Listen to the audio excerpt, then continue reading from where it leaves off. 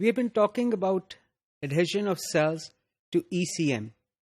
I think it's time that we look at this material, extracellular matrix, in more detail.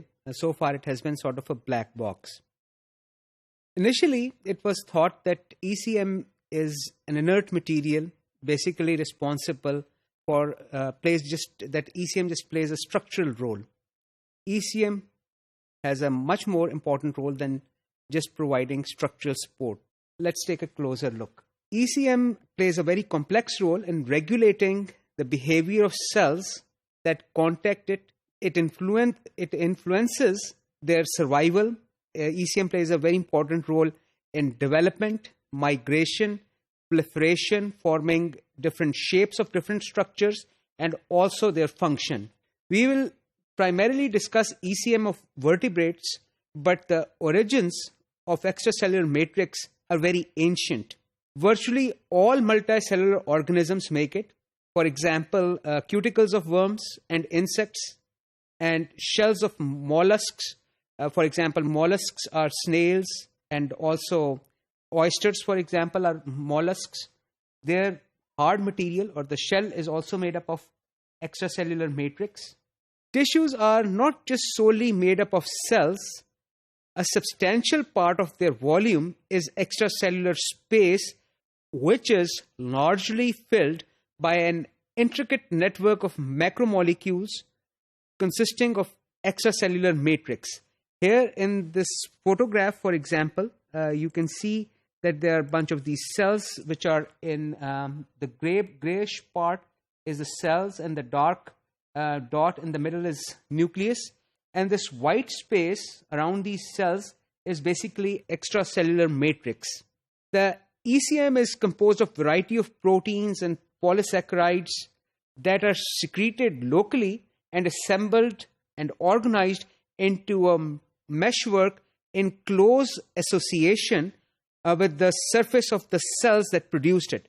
So these cells basically are responsible for producing this ECM, and these cells, the cells which are producing ECM, also help organize it. ECM is not disorganized. It may look as that this space is basically white space, does not have any organization to it. But if we look at the molecular structure of this blank space, it is composed of highly organized molecules.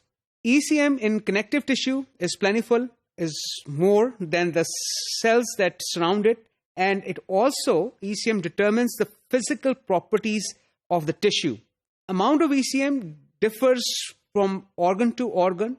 For example, ECM is the major component in cartilage and bone, and in brain and spinal cord, it is a relatively much minor contribution. Variations in the relative amounts and organizations of different types of ECM give rise to an amazing diversity of forms, each adapted to functional requirements of particular tissue. For example, we have talked about basal lamina. Basal lamina is like a sheet. Bones, for example, have different structure, and cartilage has a different structure, and these structures play a different but very important role in physiology of the animals that make these different ECM molecules. Matrix can become calcified to form rock-hard structures like bones or teeth. Here, for example, you can look at, there's a photograph of a tooth. That our teeth are very strong and hard, rock-like. It can form rope-like structures. Here, for example, in the photograph, this shows Achilles tendon. This tendon is more like a rope. The white part is the ECM, primarily collagen, and the pinkish part is basically muscle. So cells of this particular muscle, are attached to the bone via ECM, and ECM here is more like a rope. Also, we know that this particular ECM has a great tensile strength, which allows us to walk. Also, here we have talked about basal lamina. Here's a scanning electron micrograph of basal lamina. Here are the epithelial cells, for example, these round objects. And underneath these cells is a sheet. This basically mat of a structure is basal lamina. And below that, this is basically the connective tissue. which is made up of cells and also more ECM, a different type of ECM. As I mentioned earlier, that ECM is locally produced and organized by the cells in the matrix. The cytoskeleton of the cells that produce this particular ECM also help in organizing the ECM. It's not random. There's organization to it. We will see that in future modules. ECM macromolecules are generally secreted by fibroblasts, cartilage, and bone.